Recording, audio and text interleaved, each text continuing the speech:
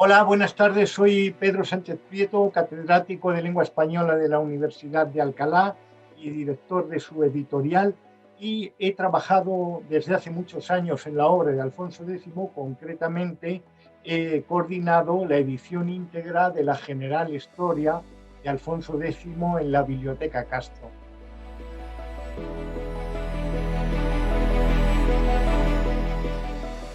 Alfonso X fue rey de Castilla y León entre 1252 y 1284 y es un personaje complejo, me atrevo a decir, poliédrico, apasionante por su singularidad y apasionado, sobre todo apasionado por el conocimiento. O sea, es un rey que llevó a cabo una acción política reformadora de un enorme alcance. Esto se plasmó en un corpus legal inmenso que son las partidas, que se fundamentan en el derecho romano. Un rey que quiere unificar los fueros municipales tan distintos, ¿verdad? Y otorga un fuero real único. Pero es al mismo tiempo un rey que quiere construir un relato histórico, que quiere legar a las generaciones que lo sucedieran una visión particular de la historia de España y también una visión del mundo, digamos, que justificara esa posición hegemónica que reclama para la monarquía en pugna con el poder de la nobleza, con el poder de la Iglesia. Pero para mí, sobre todo, Alfonso X es un rey de una enorme curiosidad intelectual, que quiere indagarlo todo, que quiere conocer el universo, las estrellas, las propiedades de las piedras.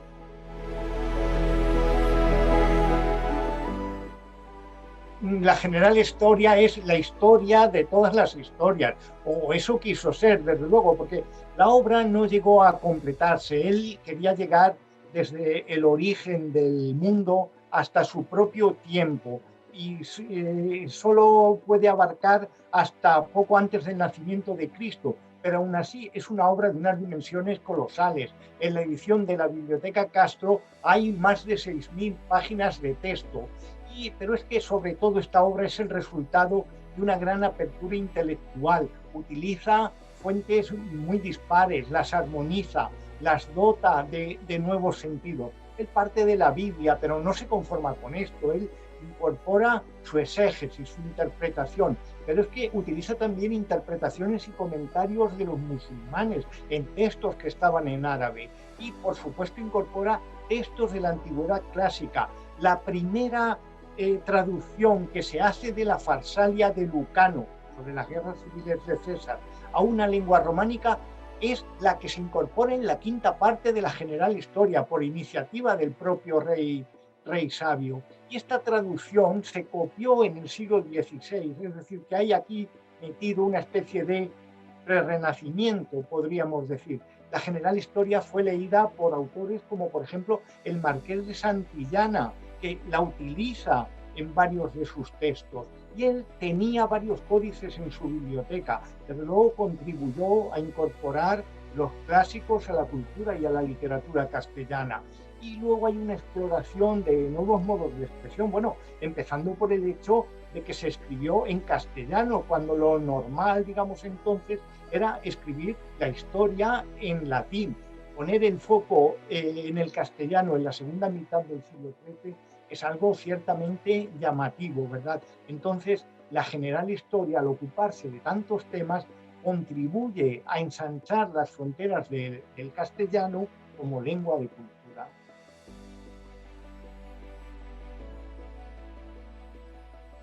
Eh, Creo que destaca el igualar en importancia la historia de los gentiles a la del pueblo de Dios. Es decir, también el integrar fuentes dispares y aún incluso contradictorias e intentar armonizarlas. Pero ya el utilizar fuentes, vamos a decir, cristianas, judías, islámicas, en distintas lenguas, es decir, utiliza fuentes, vamos a decir, románicas en francés, pero también fuentes latinas, fuentes que están escritas en árabe. Todo esto es un ejercicio de apertura intelectual que era ciertamente novedoso entonces, pero es que casi me atrevo a decir que lo sería ahora.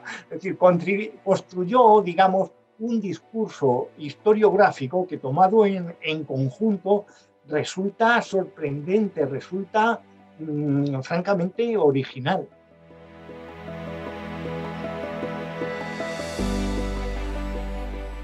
Pues yo creo que es relevante en muchos sentidos. Es una personalidad, la de Alfonso X, extraordinariamente compleja.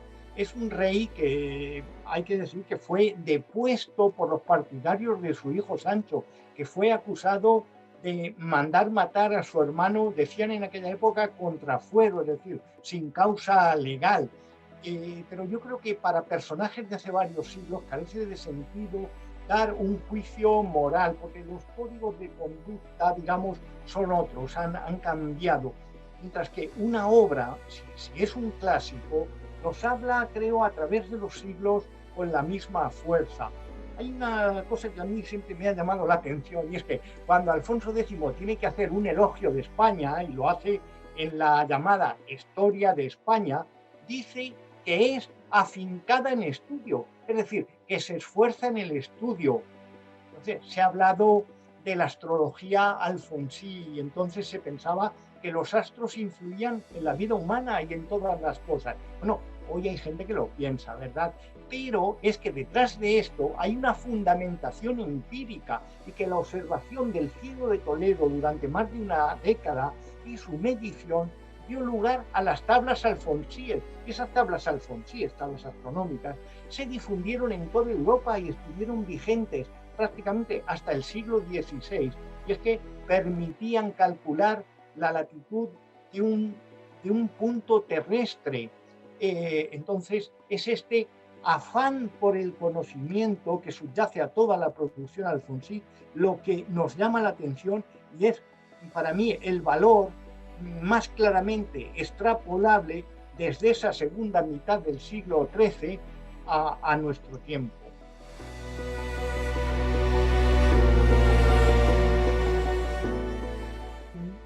Hay, yo creo que, como he dicho, la curiosidad sin límites y que quiera tratar absolutamente todos los temas, porque hay muchas veces, a partir del hilo de la historia, se va llegando a otros temas que son curiosos. Por ejemplo, recuerdo un pasaje del Levítico cuando se habla de animales puros e impuros y entonces empieza a hablar de las mezclas, por así decirlo, de animales, de los tipos de carneros que hay, de su lana, de cuál es el comportamiento de los tigres, de los delfines, etcétera, etcétera. Pero hay un aspecto de su obra que me parece interesante, que quizá hoy es menos conocido que otros, y es el de la deriva hacia lo que se ha llamado astromagia o magia negra, casi diríamos ahora. Es, por ejemplo, los conjuros a los astros, pero también, digamos, acciones para producir efectos negativos, nefastos, algunos de ellos. Claro, no es que Alfonso X practicara esto, pero sí que están recogidos en un códice que se conserva ahora en la Biblioteca Vaticana, y esto lo que nos quiere decir es que no hay rama, por así decirlo, del conocimiento, del saber, de ninguna deriva que no interesara a Alfonso X.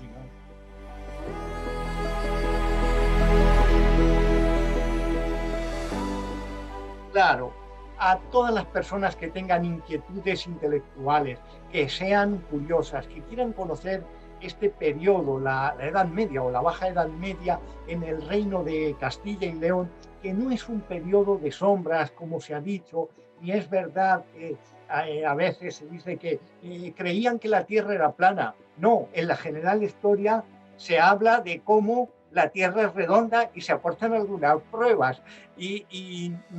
Esta es una etapa de enorme creatividad intelectual.